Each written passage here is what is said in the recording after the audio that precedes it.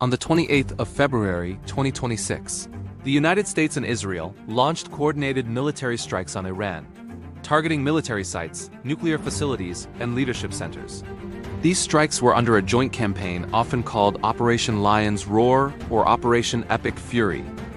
Action resulted in the death of Iran's supreme leader Ayatollah Ali Khamenei, a seismic event in Iranian politics. Iran responded with missile and drone attacks against Israeli cities, U.S. military bases in the Gulf, and neighboring Gulf states. The war has now expanded across the region, including strikes involving Iran-backed militias like Hezbollah and attacks on economic infrastructure across the Gulf.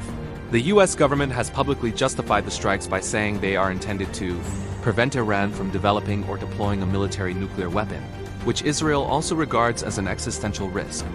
Neutralize Iran's missile forces and military command infrastructure that could threaten U.S. forces and allies in the region.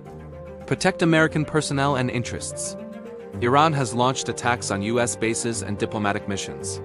President Trump and Israeli leaders have also invoked broader security and deterrence arguments, claiming Iran's behavior threatens peace and stability. Israel frames the conflict around stopping a nuclear-armed Iran, which it says would pose an existential threat. Disrupting Iran's ability to arm and coordinate proxy groups like Hezbollah in Lebanon and militias in Iraq and Yemen that have fought against Israel or its partners. This isn't a sudden war, it has deep roots.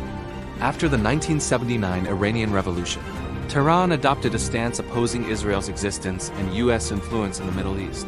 Iran has supported groups hostile to Israel and American interests.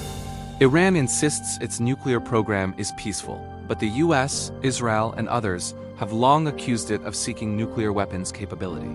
The U.S. pulled out of the 2015 nuclear deal, JCPOA, in 2018 and reimposed sanctions, which shattered trust and stalled diplomacy. Iran has built alliances with militias and political actors in Lebanon, Syria, Iraq, and Yemen, often called an axis of resistance against Israel and U.S. influence. Israel and the U.S. have sought to counter that through sanctions, operations, and alliances with Arab states. Beyond the immediate military claims, analysts point to broader motivations. Regional influence. The U.S. wants to maintain strategic dominance in the Middle East, while Israel wants to limit Iran's regional footprint. Energy security. The conflict surrounds the Strait of Hormuz, a choke point for global oil and gas. Disruption there has big economic impacts worldwide. Global power competition.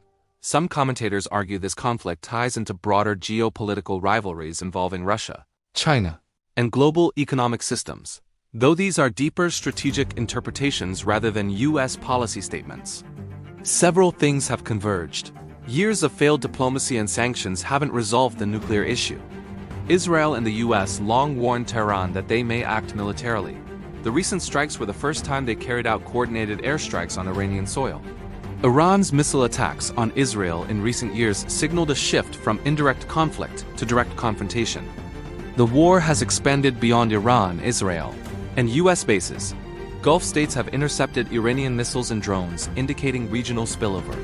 Global energy markets are disrupted as the Strait of Hormuz becomes a flashpoint.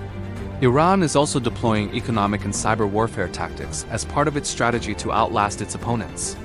The current war is the culmination of decades of strategic rivalry, nuclear fears, and proxy conflicts that finally exploded into direct military engagement. The U.S. and Israel argue they redefending their security by trying to dismantle Iran's military threats and nuclear potential, while Iran views these actions as aggression aimed at regime change and regional containment.